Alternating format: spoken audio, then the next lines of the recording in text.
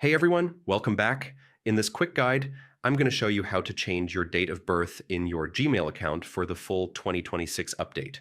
Google moved a few things around, so yeah, I'll walk you through the exact steps without any confusion. All right, let's get into it. So first thing, go ahead and click on your profile picture in the top right corner, then select Manage Your Google Account.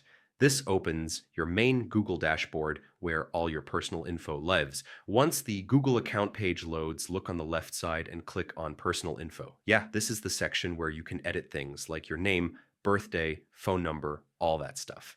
Now scroll down a little until you see the option labeled Birthday. Click it. Google will open a small panel where you can update the exact day, month, and year. Go ahead and change your date of birth to whatever you need. Just keep in mind, Google may ask for verification if the change is, a big difference from your original date. That's normal, so don't worry. After updating it, click Save. Your new birthday will update instantly, though Google might take a moment to refresh everything in the background.